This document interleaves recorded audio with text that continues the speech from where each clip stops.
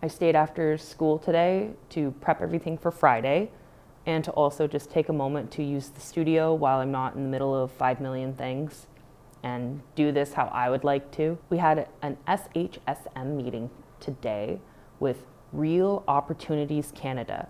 They're a wonderful organization that works with communications technology. They're absolutely phenomenal. They're free.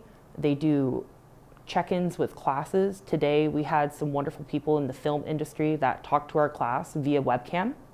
We were able to ask them questions. We did a couple exercises. They provided us with multiple amazing resources. It was really a joy to have them in our classroom and see our students interacting with them. To define this week, I would definitely say it was a roller coaster. A lot of highs, a lot of lows. There were many moments where I had thought to myself, maybe I don't have what it takes to be a teacher. And in these moments, I found solace in the fact that I'm still learning. It is daunting when you want to be perfect right away and you don't find yourself achieving exactly that. So for me, I just have to remind myself to be kind to myself like I am with my students. They are still learning and so am I. This week we started many new projects, which was very exciting. I also taught a lighting class for our photography students, which was super fun. We got to play around in the studio and see the different kinds of lighting and how they can affect the shaping of a face. Tomorrow we have TCs from Banting coming over and observing our school environment and seeing our broadcasting team. Super excited for that. Fingers crossed that our switcher works. It's a brand new one and we have been experiencing technical difficulties with it. Do the thing. Hello, hello. I am here with some very special guests today. Lindsay Lochner and Shannon Penbrook. How are you guys enjoying your time at Beale so far? It's been great so far. It's fantastic. I've always wanted to come to this school, so it's nice being able to actually go through the halls and see the departments. I'd love to hear that. I heard it's a bit of a blast from the past for you, Linz. Yeah, it's a little trip down memory lane from about 20 years ago, but yeah, having lots of happy memories come back.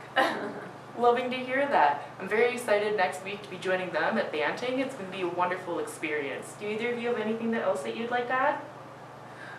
Banting is a fantastic school with a very welcoming staff and students. You will notice the students will actually say hi to you as you're passing them in the hallway, so you'll be able to experience that too. Yeah, and we're just really excited for our ATs for making this experience for us to make the swap. Yeah. Well, excellent. I'm so happy to hear that, and I'm very excited to join you guys next Friday. I'm glad we were able to get it to work out so we could all see each other, being in Teachers College and working in the school. We have no time. That's very true. Yeah, 100%. On a positive note, there are students that I really have been able to connect with more this week, and it's been really rewarding to see them understanding the concepts that I'm trying to teach. It's been a very busy week for me. I've had a lot of time to make material and I've been using it, and in my first instruction with these materials that I've made, I've realized that there are things that I can improve upon, things I didn't consider when I started teaching here. Something I wasn't expecting that I would have to include in my rubrics would be use of class time, but my AT pointed out it's something that can be beneficial on your rubric, because if a student doesn't use their class time appropriately but they do a good job, but you really want to drive home the point of, hey, you got to use your class time right, you can dock the marks there. It goes a little bit against of what I believe being, I don't believe grades should be a punishment. I think this should be a reward. But I understand what his perspective is, and if that's what he would like me to do, that is what I will do. I've had really good days this week.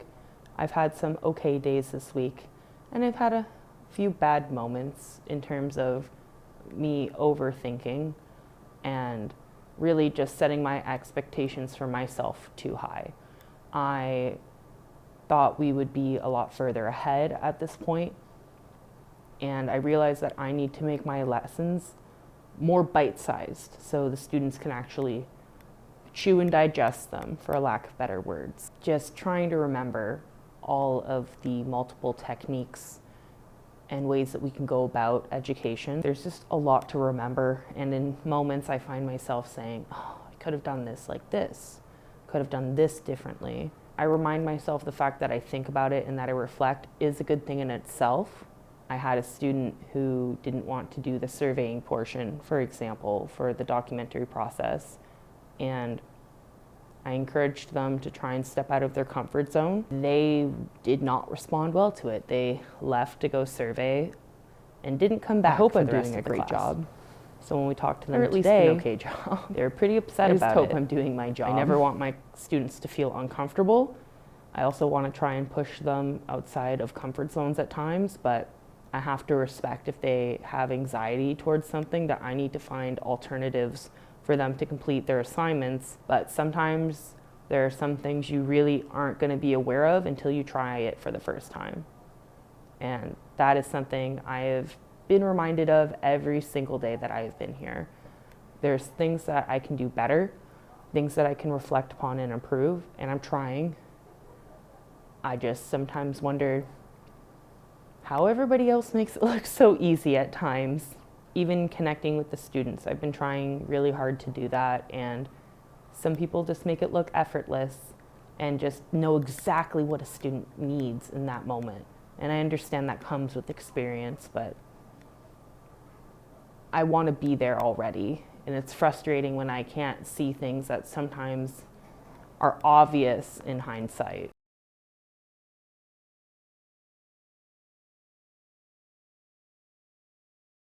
I definitely feel that my AT trusts me, which is really a wonderful experience. I don't feel like he micromanages me at all, which is really nice. He does give me constructive feedback whenever I ask for it. I'm trying to remind myself that I need to slow down. I get really anxious sometimes, and I find myself just going through things really, really fast when I don't need to. So I'm trying to take a deep breath.